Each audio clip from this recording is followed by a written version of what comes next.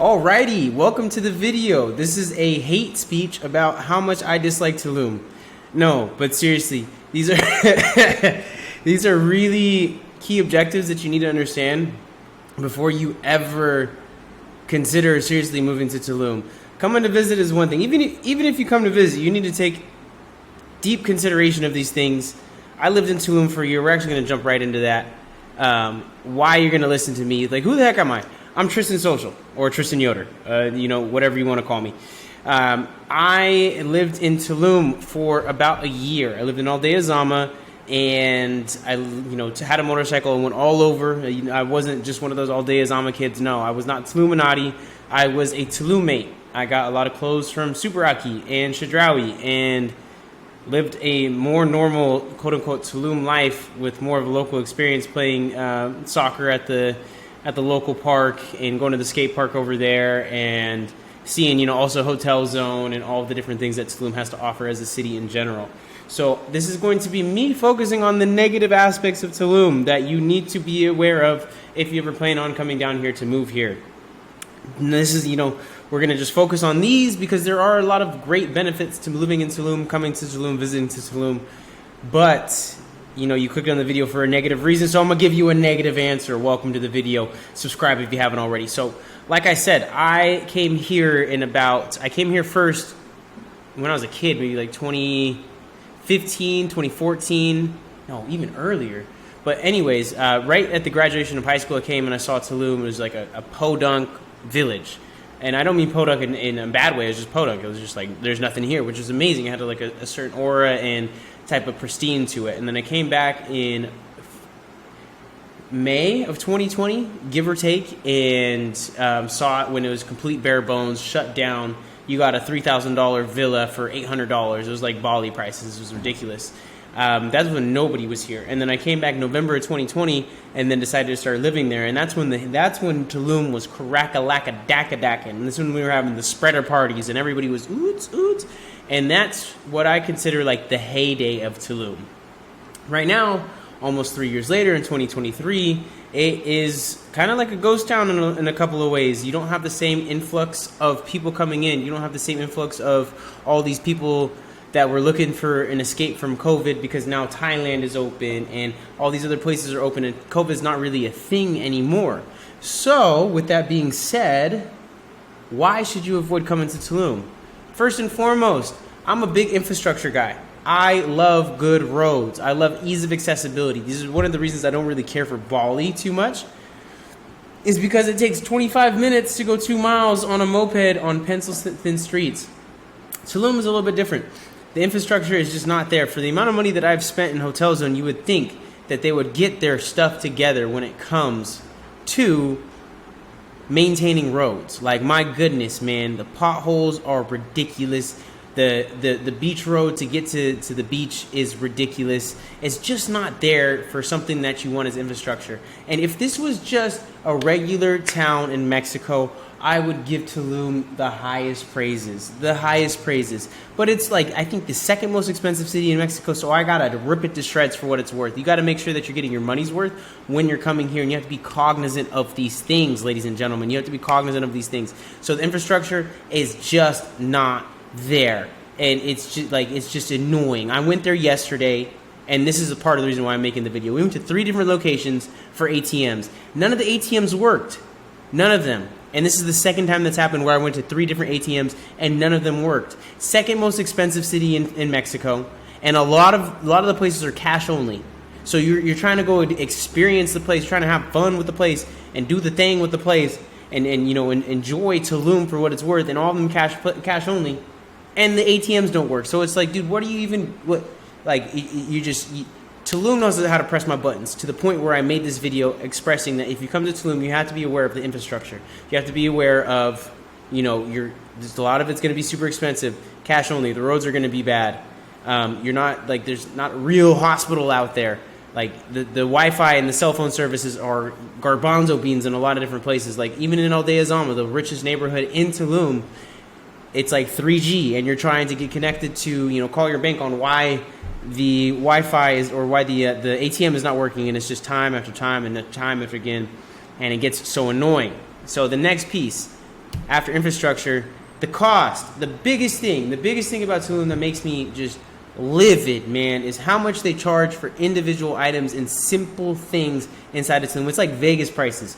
It's like Miami prices. If you're going to go to a hotel zone, it is absurd. It is gargantuan difference in prices from the rest of Mexico. Mexico City, Monterrey, Oaxaca, Jalisco. You name all these places that are reasonably priced, and we are in Mexico. And then you come over here to this side of the Quintana Roo, and it's like, dang, dude. Like, am I in California? When I was living in Tulum, because I live in Playa now. When I was living in Tulum, and there's somebody's getting in the comment, oh yeah, of course he doesn't like Tulum. He lives in Playa. I lived there for a year. I want to hear it. I don't want to hear it. All right. So the cost of living out there is insane. Insane.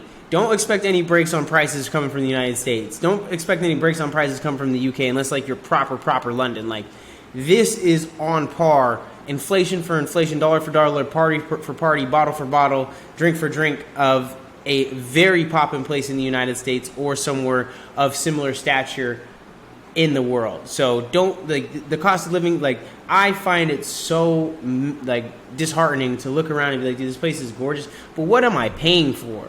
I'm paying, like, straight Athens prices. I'm paying Zante prices. I'm paying, like, all these amazing places that provide so much more value for your dollar. Like, if the ATMs worked, it wouldn't be that big of an issue. If the food was of a certain quality, it wouldn't be that big of an issue. But the amount of money that you pay for the pseudo-spiritual experience that you get doesn't line up. It doesn't hit right there. So, and I wasn't even going to put this one in, but dude, I have been shooken down in Tulum more than anywhere else in the world. I've been to like 15, 16 countries, but the police corruption in Tulum is true. It is real. Like, we got shook down for 700 pesos yesterday. If you're going to get shook down by the police, at max, give them 500 pesos. I've been extorted by the police maybe like 3, 4, 5 times, all in Tulum.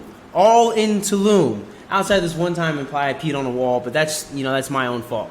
But like, all the times that I got shooken down, extorted in Tulum, I had a video on my phone. I recorded them extorting me. They threw me into the back of the cop car and told me to delete the video because you're not supposed to take money from people.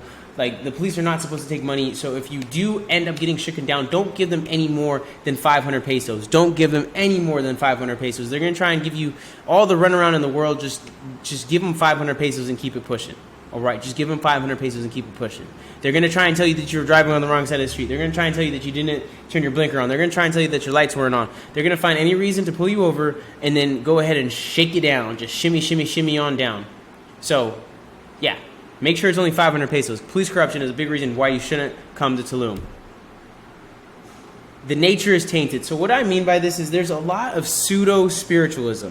There's a lot of pseudo-spiritualism. Like, Tulum, a couple years back, it was real. You could go to real retreats, real in-depth, like combo, ayahuasca, all these amazing experiences. But now it's kind of like, dude, it's like that dude that thinks he's woke and he's selling a coaching program about how to get woke, and then you see he's like not financially very solvent, and he doesn't really have all his life all together, and he does ketamine a lot. Like, there's a lot of that in Tulum. And it's like, it's kind of bled into the culture. It's bled into the ecosystem of the mentality of the people in Tulum. So is there still a deep, valuable, amazing spiritual community in Tulum? Yes. Is it tainted in parts? Yes. Are you just a reflection of what it is that you perceive the world to be? Yes. These are all true. Like, I can't tell you until you experience it for yourself, but just know, I just got back from Costa Rica, and my goodness, what people used to go to Tulum for is Costa Rica. True nature, true vibration, true Jurassic Park. I'm in the jungle feeling, but there's the beach right there. Delicious, delicioso, everything that you would want and more. So yeah, that's number, I don't know what number this is, but that's why I think you should not move to Tulum. That's why I don't live in Tulum. Infrastructure, pricing, police corruption, the beach as far as donkey balls to get to. Like, you have to go so far out of your way to go to the beach. You have to go so far out of your way. The beach right here in Playa is on the strip. You can walk there. I can walk there from 7 minutes from here. In Tulum, there's no housing really available that's like livable. I'm not talking, you can go get your hotel zone $300 a night hotels. be my guest. Be my guest. But if you don't know the lay of the land inside of Tulum, it's a very, very overpriced beach village. And let's go ahead and just edit right there. The pseudo-spirituality, as I said, there's going to be a lot of people that are delusional on mushrooms trying to tell you about their life story. And a lot of them have bled over to playa too, because it's just unfeasible to like realistically live a high valuable life. I mean, let me rephrase that. You can go to La Valeta, you can go, get yourself a little villa, be sheltered away, just be inside of your own bubble and do your thing and be deep inside of your spirituality. Like, I respect those people that do it so much, but just the amount of spirituality that truly was in Tulum before no longer really is. And with that being said, these are my personal 5 reasons why you shouldn't move to Tulum. I think it kind of sucks. I think it's overpriced and kind of dusty, and the infrastructure is not there. And if it was fair priced, I would be raving about it. I would, but the value does not stack up to the price that they're demanding for it, in combination with the lack of infrastructure, in combination with the police corruption, in combination with all these other things that you have to consider when you're choosing somewhere to live in Mexico. So I would also consider just checking out other places inside Mexico, because Mexico is so vast, so beautiful, so diverse. And that is my rant. If you made it to this point of the video, please consider subscribing. I'm going to start making these videos very consistently. They're easy to make. I made these with Tome, a great AI. I hope you guys enjoyed the video. Peace.